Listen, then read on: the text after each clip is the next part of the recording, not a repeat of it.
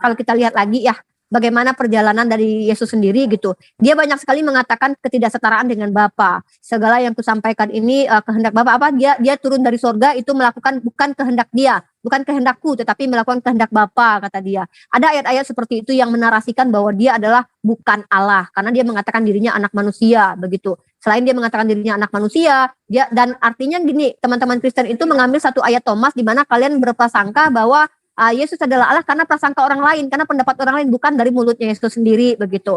Nah, sebenarnya kenapa kalau Pak Pendeta Isra suruh bilang ini tidak penting, ya nggak masalah. Tapi kalau bagi kami Muslim, deklarasi ketuhanan itu penting. Ya bagaimana mau menuhankan seseorang atau sesosok, sementara dia nggak ngaku gitu. Ini kan mengakibatkan keambiguan sebenarnya. Tapi kalian justru menganggap, oh dia adalah Allah. Karena kalau kita percaya terhadap anggapan orang lain terhadap Yesus, banyak Pak anggapan-anggapan orang lain terhadap Yesus. Ada yang menganggap dia nabi, ada yang mengatakan dia hamba, ada yang mengatakan dia utusan. Bahkan ada yang mengatakan dia, mohon maaf ya, orang yang kena gangguan jiwa. Ada tuduhan-tuduhan seperti itu. Bahkan orang Yahudi bilang dia adalah penyihir segala macam. Misalkannya dari perspektif Yahudi gitu. Tuduhan-tuduhan gitu. Apakah kita akan mengangkat Yesus sebagaimana anggapan orang?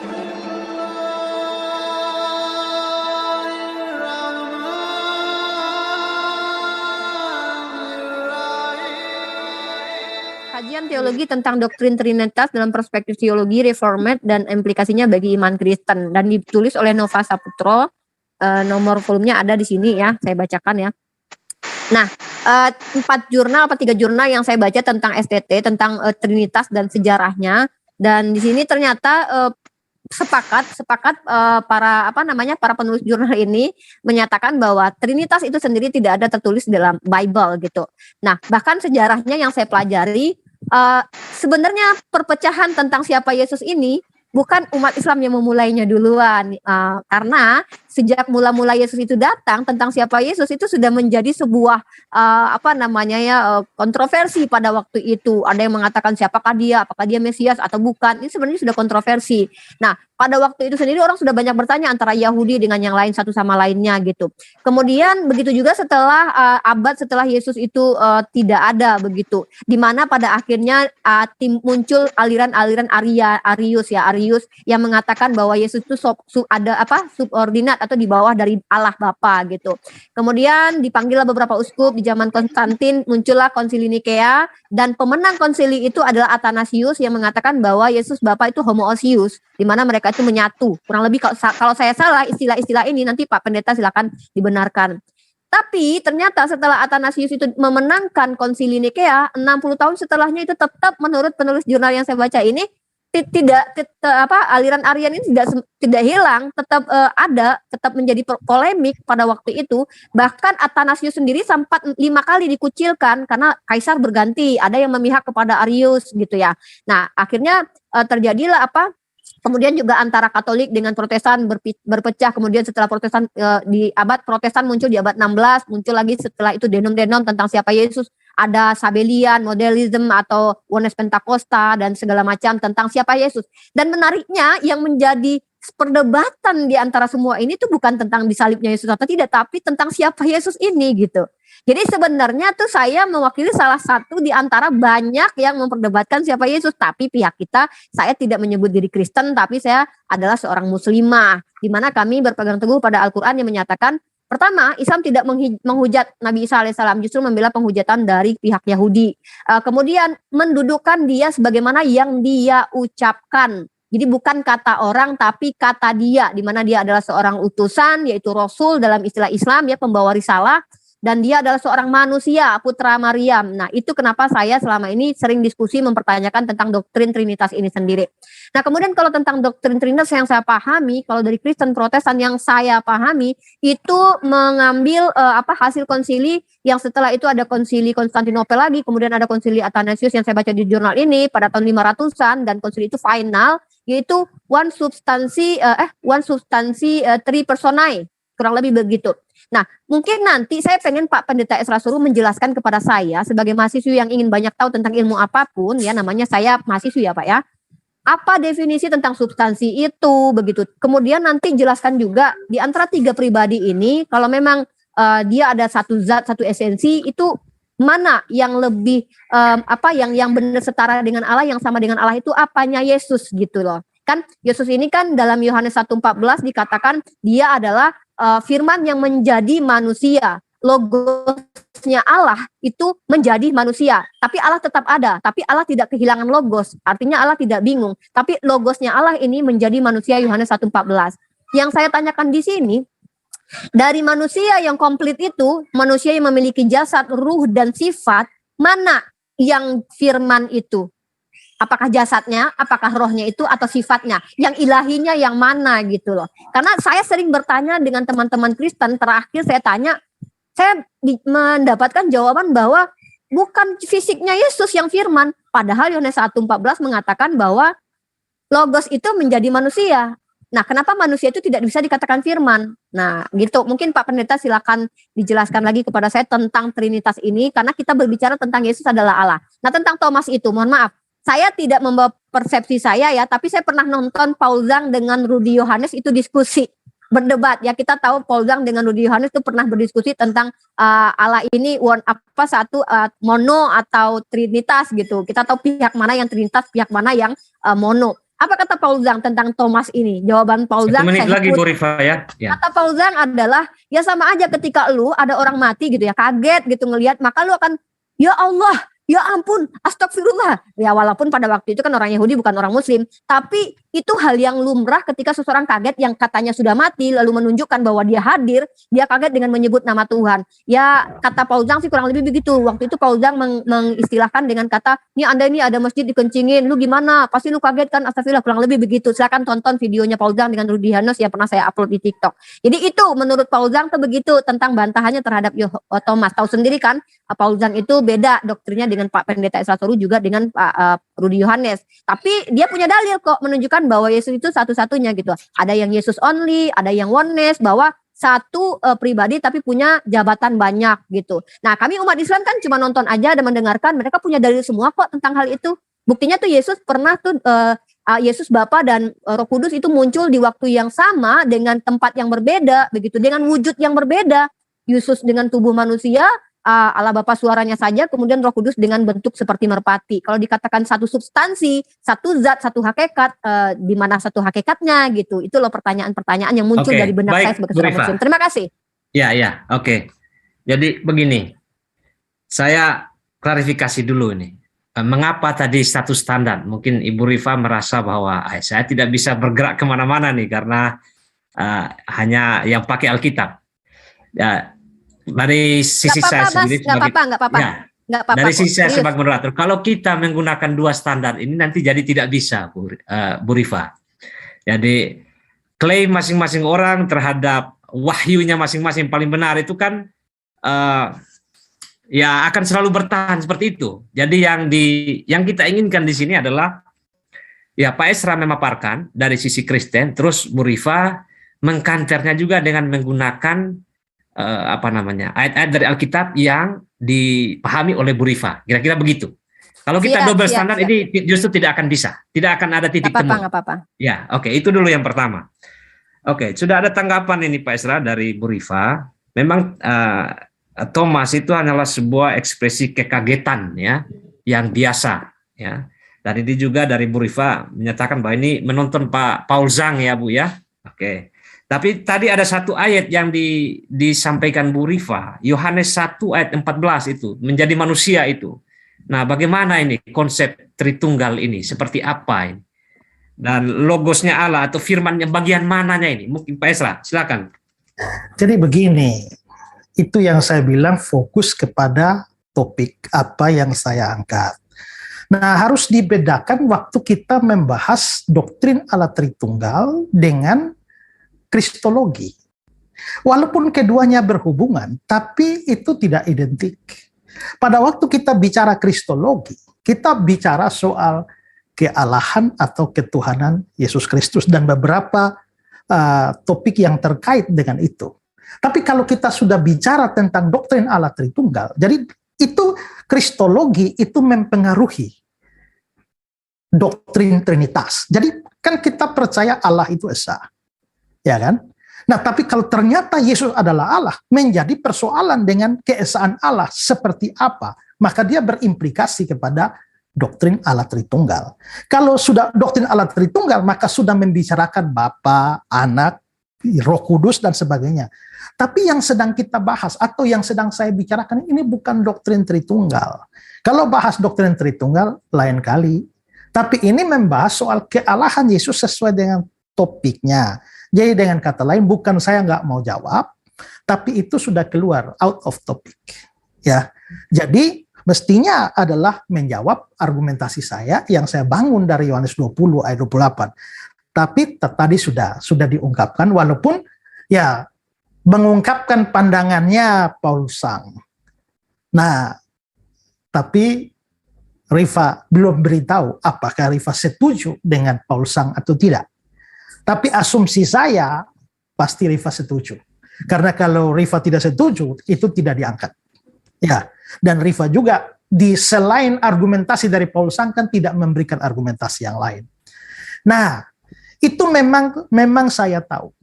Saksi Yehova, Unitarianisme, ya, itu juga punya pandangan bahwa itu adalah lihat orang mati bangun dia, ya Allah, ya. Pertama-tama saya berikan mungkin bantahan terhadap pandangan semacam itu adalah pertama-tama kalau kita melihat bahwa ungkapan keterkejutan, ya Allah, ya Tuhanku, ya Allahku, ungkapan keterkejutan begitu itu biasanya tidak ditujukan pada siapa-siapa. Ya, tidak ditujukan pada siapa-siapa, tapi jelas ayat ini Thomas menjawab dia. Jadi ini suatu pengungkapan terhadap Yesus langsung. My Lord and my God. Itu pertama. Kedua adalah, ya memang tadi dibilang, itu kan bukan orang Yahudi, bukan Islam. Tapi ya wajar kalau orang terkejut, ya Tuhan, ya Allah. Tapi itu tidak mungkin terjadi di kalangan orang Yahudi. Kalau di kalangan kita di Indonesia, mungkin, ya, ungkapan keterkejutan bawa-bawa nama Tuhan, bawa nama Allah. Itu tradisi semacam itu tidak bisa ada di dalam agama Yahudi. Kenapa? Karena mereka punya hukum, jangan menyebut nama Tuhan Allahmu dengan sembarangan. Ya, sehingga itu tidak mungkin terjadi. Lalu yang ketiga yang aneh itu adalah kalau memang itu adalah ungkapan keterkejutan, ya Tuhanku dan Allahku, mengapa Yesus bisa anggap itu sebagai kepercayaan? Coba ini dijawab. Saya kasih jadi 3 argumen ya. Pertama, kalau ungkapan keterkejutan itu tidak ditujukan pada siapa-siapa, tapi ini jelas pada dia. Kedua, itu bukan tradisi Yahudi. Ya, dan yang ketiga, kalau itu ungkapan keterkejutan, mengapa itu dianggap sebagai sebuah kepercayaan? Itu jawaban saya. Oke. Baik, Pak Yohanes berapa tadi, Pak? Yohanes berapa? 20? 20 ayat 28. Yohanes 20 ayat 28, Bu Rifa. Sedangkan, sabar saya tambah, Yohanes 1 ayat 14, saya nggak akan jawab, karena itu sudah lain. Itu sudah pertanyaan yang sudah lain di luar dari topik kita. Karena itu sudah menyangkut dengan doktrin Tritunggal ya. Sedangkan yang dibicarakan ini, Yesus itu Allah atau bukan. Nah, Pak Esra menggunakan Yohanes 20 ayat 28, Bu Rifa. Ya, silakan Bu Rifa. Ya, saya jawab Pak Pendeta Esra Soru. Sebenarnya mohon maaf ya kalau dianggap saya mempertanyakan Tritunggal, tidak, karena saya tidak mempertanyakan Bapa, tidak mempertanyakan Roh Kudus, tapi saya mempertanyakan dari Yesus itu, dari yang ada komplit Yesus sebagai manusia yang punya jasad, punya roh dan juga punya sifat, itu yang mananya yang ilahi, yang Allah gitu, yang Allahnya yang mana gitu. Itu sebenarnya tidak ada kaitannya dengan Trinitas, karena saya mempertanyakan Yesus, tapi saya jawab tentang ini. Tadi Pak Pendeta menanyakan kenapa bisa percaya. Ya kita lihat konteksnya, kan konteks ayatnya di sini apa yang coba ditekankan Yesus di sini.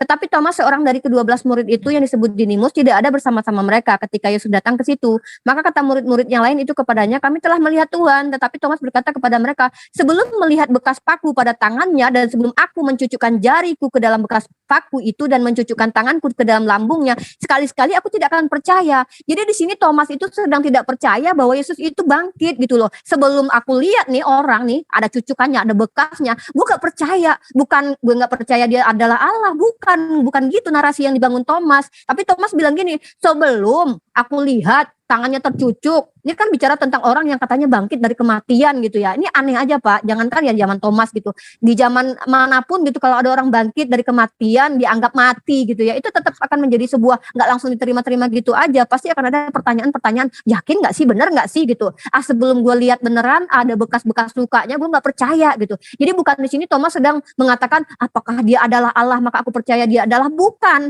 Jadi kenapa dia percaya? Maksudnya itu adalah percaya bahwa Yesus lah yang ada di hadapannya. Karena Yesus memastikan dirinya. 8 hari kemudian murid-murid Yesus berada kembali dalam rumah itu dan Thomas bersama-sama dengan mereka. Sementara pintu-pintu terkunci, Yesus datang dan ia berdiri di tengah-tengah mereka dan berkata, damai sejahtera bagi kalian, bagi kamu. Kemudian ia berkata kepada Thomas, taruhlah jarimu di sini. Kamu tuh kan apa katanya, dia kan nggak percaya tuh, nah, tengok nih aku tuh masih hidup gitu loh, ini loh aku letakin deh jarimu di situ, dipegang tuh gitu kan, ulurkan tanganmu dan cucukkan ke dalam lambungku dan jangan engkau tidak percaya lagi melainkan percayalah gitu. Percayakah sebagai Allah di sini? Mana narasi di sini kalau kita kembali ke perikop ya, Yesus menampakkan diri kepada Thomas bahwasanya kan dia nggak percaya bahwa ada Yesus ini bangkit begitu. Jadi kalau Bapak bertanya kepada saya kenapa percaya, bukan percaya dia adalah Allah, tapi percaya bahwa ini benar-benar Yesus yang bangkit dari kematian dan itu jasadnya utuh beneran gitu, ini Yesus gitu. Itu yang saya baca dari narasi ini, tapi nanti Pak Pendeta silakan. Jadi kalau Bapak bilang begini, orang Yahudi itu nggak mungkin deh kalau bilang ya Allah gitu. Loh, pertanyaannya emang di mana di situ Yod Hevave padanan kata dari ya Allah itu, karena yang nggak boleh disebutkan Yod Hevave. Kalau ya Hashem, ya Elohim itu kan boleh gitu, ya Adonai gitu itu kan boleh disebut gitu. Nah kalau kita bicara tentang Allah kan di dalam PB sendiri kan tidak ada kata Yod Hevave kan, yang ada hanya kata Theos dengan kata Kurios gitu. Nah ya silakan tunjukkan saja kalau ya Allah ini adalah ya Yod Hevave gitu ya, karena yang dilarang oleh orang-orang Yahudi untuk disebutkan secara sembarangan itu adalah Yod Hevave gitu. Sementara ini kan PB, berbicara tentang PB yang dimana tidak ada tertulis Yod Hevave sama sekali. Kalau mau merujuk ke Septuagint ya silakan deh ditunjukin bahwa ini terjemahan dari Yod Hevave gitu. Ya saya kan kenapa saya menukil perkataan dari Paul Zong gitu. Bahkan dari kalangan yang mengaku Kristen sendiri itu berpendapatnya begitu gitu loh. Lah kalau saya membenarkan, saya katakan ya saya tidak perlu membenarkan atau membantah sih. Ini kan bukan iman saya, tapi ini salah satu perspektif jawaban. Karena ini logik gitu, logik. Dan Pak Pendeta ya nggak mungkin orang Yahudi. Loh kenapa Bapak bilang nggak mungkin? Kan yang dilarang adalah Yod Hevave, bukan Hashem, bukan Adonai, bukan Kurios, yang juga diterjemahkan sebagai Tuhan gitu. Karena kan dalam perspektif kalian kata Allah itu kan diambil dari kata Elohim lah. Diambil dari kata Adonai juga gitu. Karena bagi kalian kan setahu saya Allah itu bukan nama, kecuali Pak Pendeta mengakui bahwa Allah adalah nama, padanannya adalah Yod Hevave gitu. Karena setahu saya teman-teman Kristen tuh tidak pernah menyamakan Yod Hevave dengan Allah, karena Allah itu definisinya sama dengan ilah. Ya walaupun sebenarnya beda dengan pemahaman kami umat Islam, bahkan Kristen Ortodok di dalam kitab Al-Muqaddas di kitab Kamus Al-Munjid pun mengatakan Allah adalah Ismu Zat gitu. Jadi ketika Thomas berbicara dalam bahasa Yunani, yaitu ini adalah kitab Yohanes di mana memang berbahasa Yunani dipadankan dengan kata Allah gitu ya. Ya tunjukkan dulu dong kalau itu kata Yod Hevave yang dilarang untuk bicara sembarangan gitu, atau apa kalau Adonai, Hashem kan bisa saja dong orang Yahudi kaget namanya gitu kan. Ya Tuhanku, ya Allahku, ya Theos. Ya kan namanya kan Theos gitu kan. Theos itu kan juga Theos itu kan padanan kata Allah untuk para berhala-berhala dewa-dewa juga kalau setahu saya. Nanti Pak Esrasul silakan dijelaskan. Karena yang Yesus ini kan dipanggil dengan Kurios gitu. Kemudian ya Tuhanku dan ya Allah. Jadi ada dua di sini. Ya Kurios, ya Theos gitu loh. Sama kayak saya, ya Nabiku, ya Allahku. Ya memang sih Bapak bilang, ya kan beda. Ini kan bukan Indonesia gitu. Jadi gini Pak. Oke, Rifa, 1 menit lagi. Ya. Oke, 1 menit lagi. Jadi intinya begini, apakah benar itu yang dipanggil adalah di mana Bapak bisa memastikan bahwa itu nggak boleh Yod Hevave, kan bisa jadi Hashem, bisa jadi Adonai, bisa jadi Elohim, begitu loh Pak ya. Saya sanggahnya di situ. Terima kasih. Oke. Terima kasih Bu Rifa. Jadi sepertinya ini saya ini deh Pak, bentar sedikit lagi. Apakah di sini pada sepakat kalau saya menanyakan di dalam diri Yesus tuh yang mana yang Allah dan mana yang firman tuh termasuk tidak keluar dari topik ya. Kan saya menanyakan Yesus. Kan Bapak Pendeta secara literatur kan mengatakan dengan ini dasarnya bahwa Allah. Nah sekarang secara implementasinya gitu, buktinya gitu. Jadi saya mau tahu di antara badan Yesus itu seluruhnya jasad, isi, roh dan sifatnya yang mananya yang Allah, itu sih pertanyaan saya. Ya, Bu Rifa, jadi begini, memang tadi kan ada singgung tentang konsili, ya, itu kan kaitan dengan Itu tadi prolog. doktrin Trinitas kan, prolognya. Ya. Terus ketika ngomong soal jasad ini, menurut Pak Esra itu bukan sesuatu yang diangkat beliau gitu. Misalnya, oh dia tubuh, kemudian ada fisik dan lain, itu bukan sesuatu yang diangkat. Yang diangkat di sini adalah pengakuan Thomas. Jadi fokus kepada ayat itu maksudnya. Nah, Pak Esra, dari Bu Rifa ini yang dipercaya itu bukan soal Allahnya, tetapi kebangkitan, peristiwa kebangkitan. Dan yang kedua ini soal apa? Literal. Jadi di situ itu penyebutan dari orang Yahudi yang dilarang menyebut nama Tuhan Allah sembarangan itu tidak pas karena ya tidak tertulis seperti itu di dalam kitab Perjanjian Baru, ya. Kemudian ada yang Ibu Rifa sampaikan ini, kenapa memang merujuk tadi ke Paulus? Karena memang di kalangan Kristen sendiri ada pandangan-pandangan seperti itu. Nah, bagaimana ini Pak Esra jawabannya? Silakan. Kita tidak sangkali bahwa di kalangan Kristen pun ada yang aneh-aneh juga. Ya, yang melenceng dari ajaran standar yang diterima secara umum.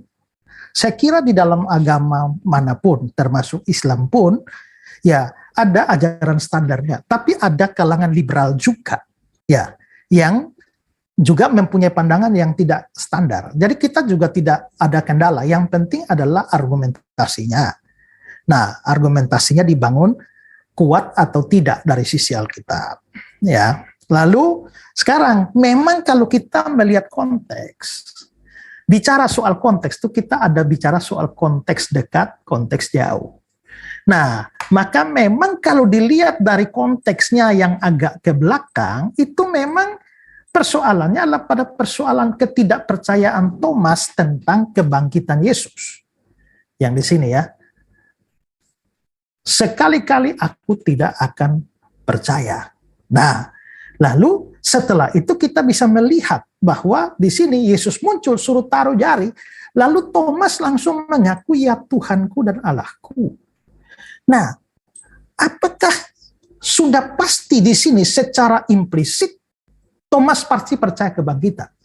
Tapi pernyataan yang keluar dari mulutnya itu tidak mengkonfirmasi soal masalah kebangkitan. Tapi dia pasti percaya soal kebangkitan.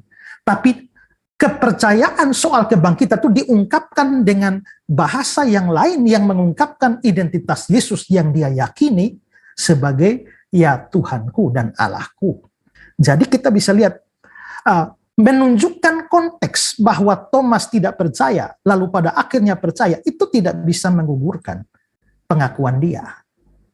Ya, lalu juga kalau soal masalah, saya tidak persoalkan apakah orang Yahudi itu tidak menyebut nama Allah, ya, atau Yahweh, ya.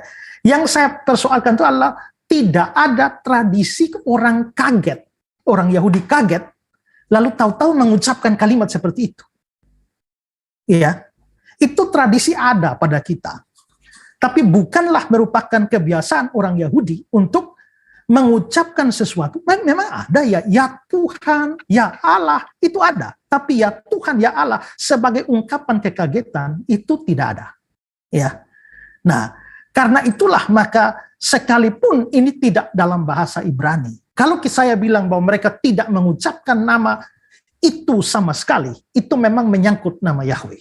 Tetapi yang saya persoalkan atau yang saya pakai sebagai dasar ini adalah bahwa menyebut nama Elohim atau Theos, ya, atau Adonai, atau ya nama dengan sebutan untuk Tuhan yang lain sebagai ungkapan kekagetan, itu bukan tradisi.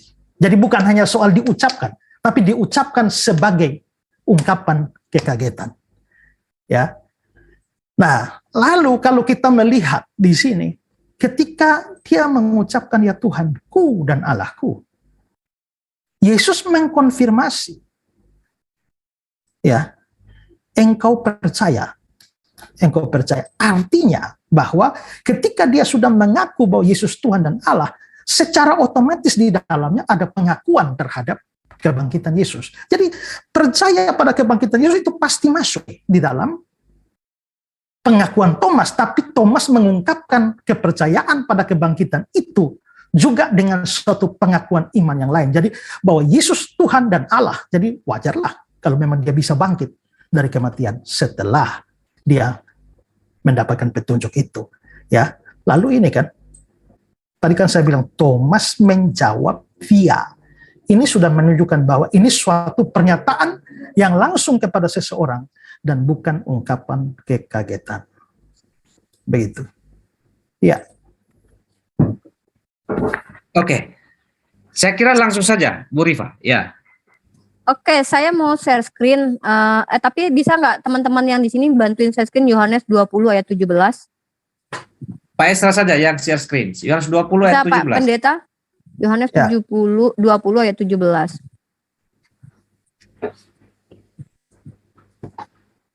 Nah, saya sambil bernarasi ya.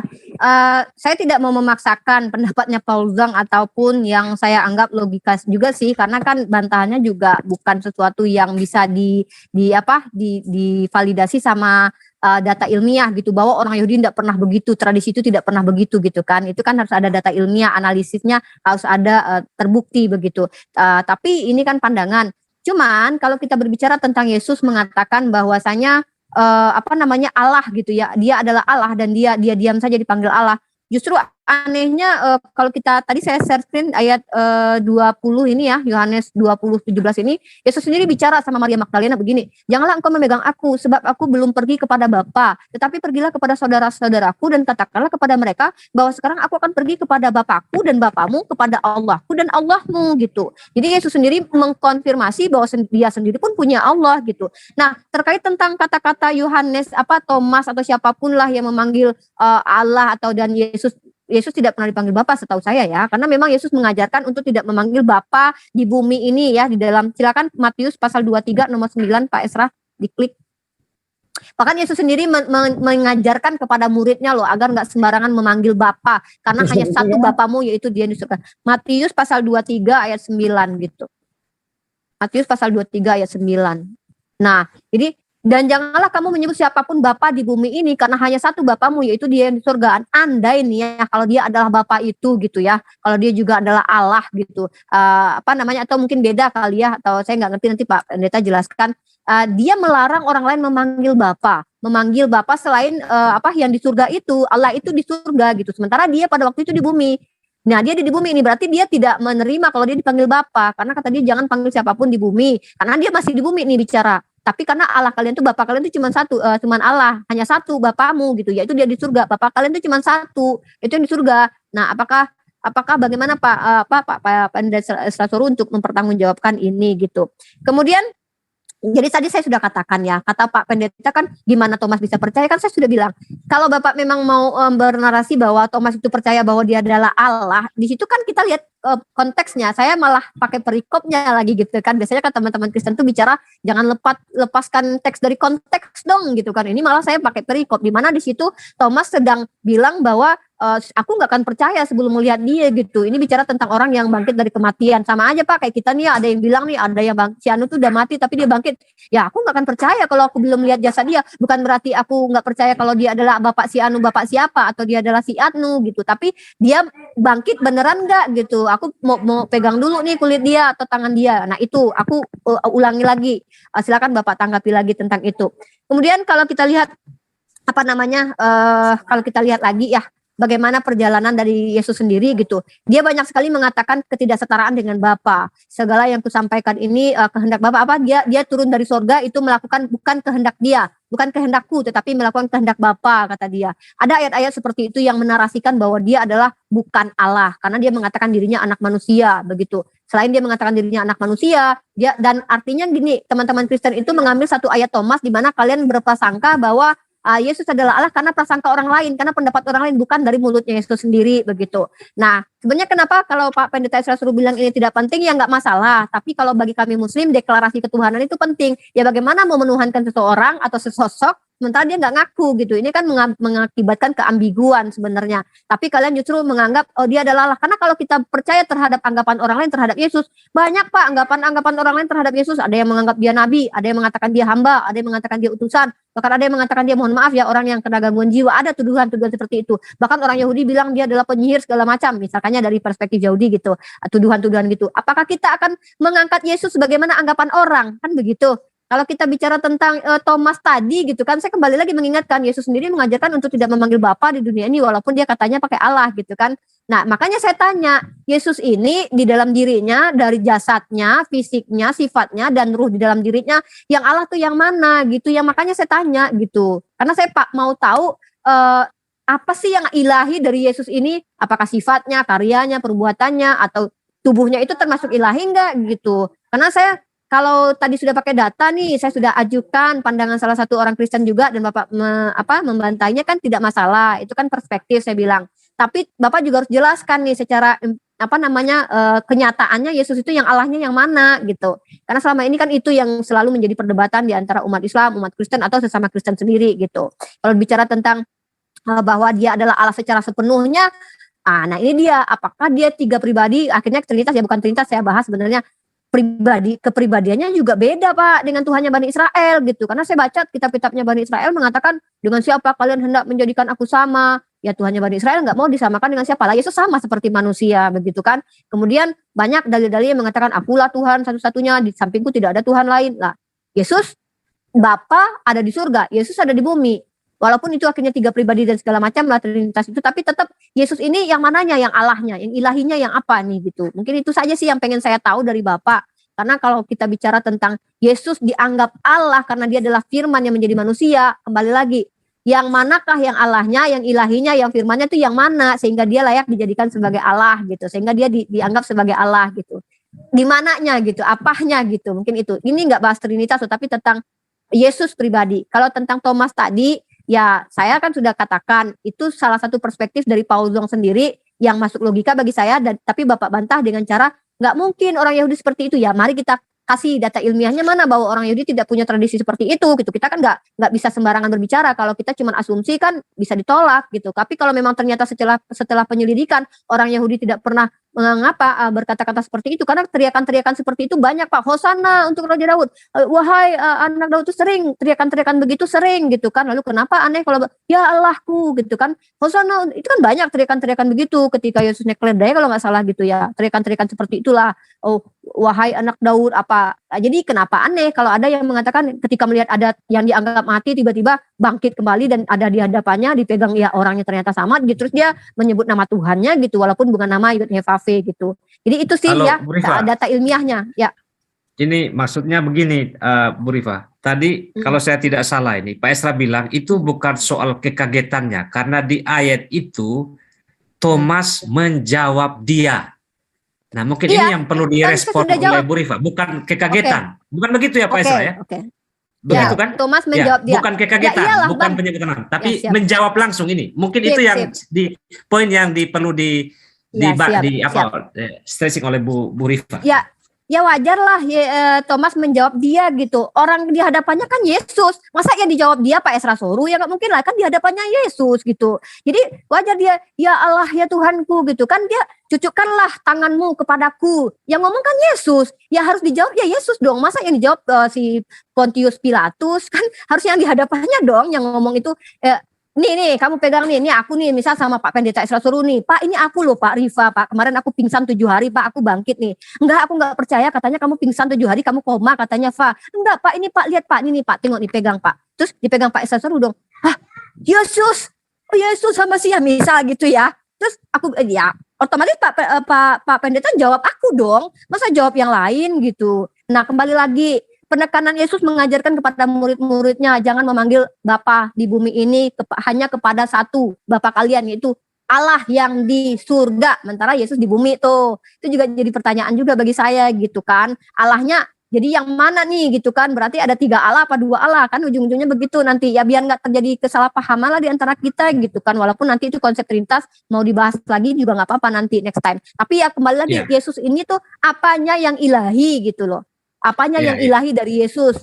Apakah badannya, sifatnya, roh yang di dalam dirinya, atau apa gitu? Itu tolong dijawab deh Pak gitu. Mungkin ini apa? Iya, ya. Mungkin itu nanti akan jadi isu lain ya Bu Rifa ya, karena memang akan ada di ayat lain. Mungkin kita tuntaskan kembali ke soal ekspresi kekagetan ini. Kalau Pak Esra tadi kan bilang ini bukan soal kekagetannya, karena di situ ada kata menjawab. Nah, tapi Bu Oke, Rifa bilang oke. ya wajar lah, karena memang begini di hadapan langsung gitu ya. Sulit Abang kalau ketemu orang yang udah mati, bangkit kembali, abang kaget apa enggak? Ya.